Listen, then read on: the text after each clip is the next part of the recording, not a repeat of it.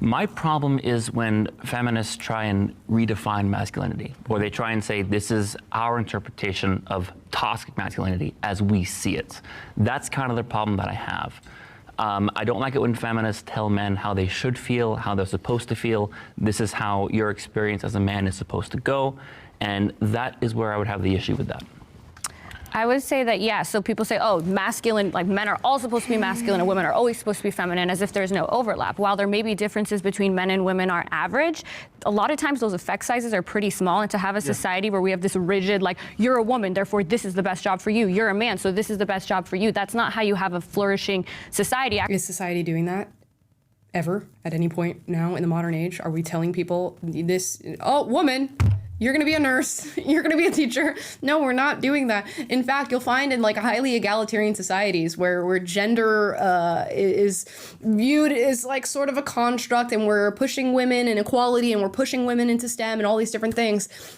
They'll put in policies to get more women in these jobs, but the natural gender differences make women gravitate towards traditionally female occupations. And that's not to say there are not outliers and people who challenge the system as it's set. I don't even want to say system, I want to say the natural order. But even in egalitarian societies, women gravitate towards traditionally feminine roles, and that's okay. Actually based on meritocracy, where the people best suited for a particular role or a particular job or more passionate about it can go do that. So if women want to stay at home, they can. If they don't have to. Same for men. Also, many people also... And that is the reality. So what are you advocating for? Have a mix of femininity and masculinity. Exactly. Yeah, can I expand on that actually? Go ahead. In my experience, I feel like when it comes to redefining masculinity, that's not even a real concept. We need to abolish gender as a whole. What did I tell you? Because what did I tell you? That's pretty much raising the whole masculine, that's not even a real concept. Feminine is not a real concept. These are crazy work. Just abolish everything. Just abolish all these natural human truths. They're just things that were designed long ago by people who aren't here. You want to abolish gender?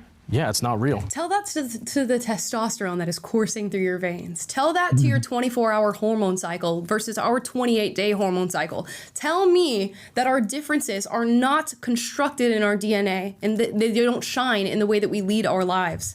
It's not real. It's a human construct. If the complaint is that feminists, which aren't synonymous with women, obviously we have two male feminists right here. If the complaint is that feminists want to reconstruct a new idea of masculinity that is actually healthy, that allows men to realize when they are victims, when they are going through things like depression or suicidal or alienation or any matter for that fact, we have to recognize that that is going to be to the benefit of men, right? Yeah. So, But I don't know anybody, especially me, I'm as masculine as they come, I would never say that that's wrong. What you just said is absolutely right. But the point in the matter is there are things that women do better than men. They're better caretaker. They care more, they love more. This is why if you look at the University of Ottawa studies, they show that within the next 10, 20 years, 75 to 90% of caretakers will be women, as in medicine, not just nurses, we're talking all across the board.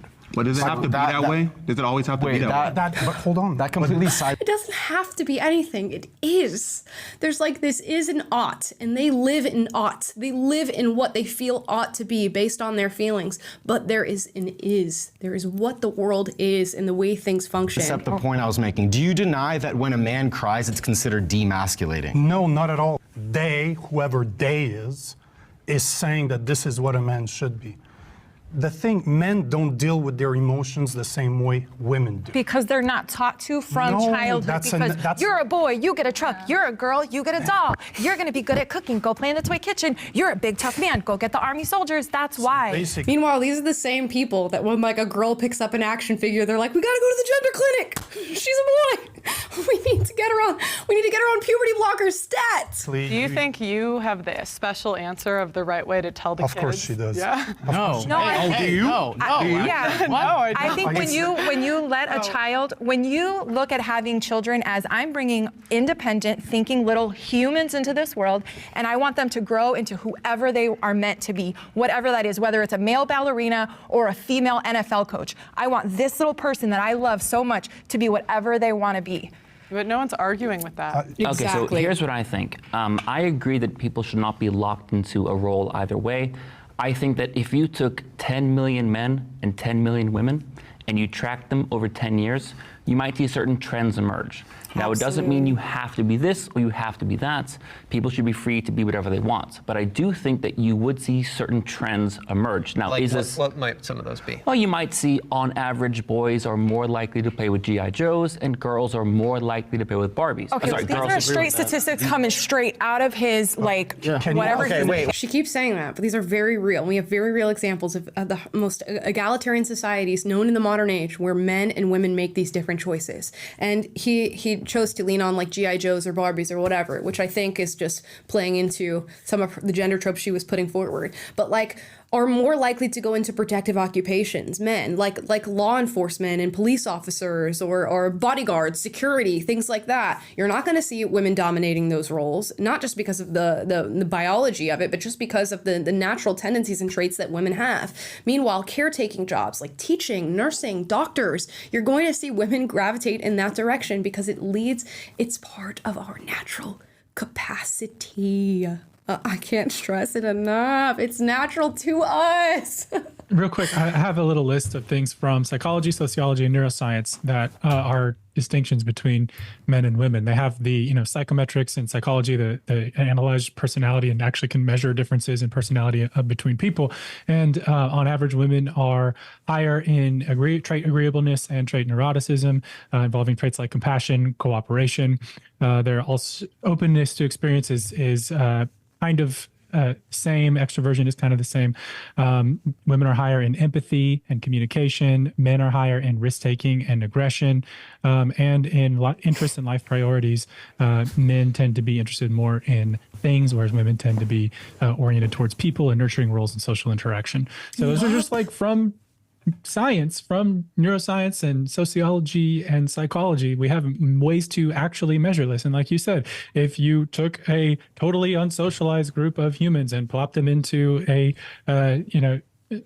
given location and allowed them to organize themselves, however, you would see these differences emerge. And to have an entirely, like you said, socially constructed view of what it means to be a man, what it means to be a woman, and ignore the reality of sex and of sex differences, you're living in fantasy world, and that is to the detriment of society, not to its benefit. And it's this very very high-minded and sort of, the universe starts with me. Today is year zero, and my enlightened ideas about what it means to be a man or a woman that really have only been around for 50, 60, 70 years since like postmodernism came to the fore. And you're ignoring all of human history, you're ignoring biology, you're ignoring the science that we actually have right now that shows these things. You're ignoring the evidence of sex-based differences that emerge in egalitarian societies like the Nordic countries that you referenced earlier. It just shows you're talking with an ideologue at this point. Yep. And so the fact that now, this woman's getting triggered over the idea of, that boys play with G.I. Joes because she thinks that the tendency of boys to play with G.I. Joes is something that is entirely socially constructed, when it's simply not. And you can't have a good discussion with someone who won't acknowledge reality. Reality is a starting point for a good discussion. And that's what's so difficult, I think, about where this conversation currently is, both in this Jubilee episode and in our culture. Yeah, and it's like, I will grant so many feminist causes of saying men should be able to express themselves, women should be able to show up in the world however it is they want to, women can be masculine, men can be feminine, all these different things, all these concessions and ground given to the arguments, because what their arguments are true. It's just, it's a natural fact, but there's no concession to what we have, which is just thousands of years of evidence as to the differences between men and women. They will not concede a single point, and everything is socially constructed.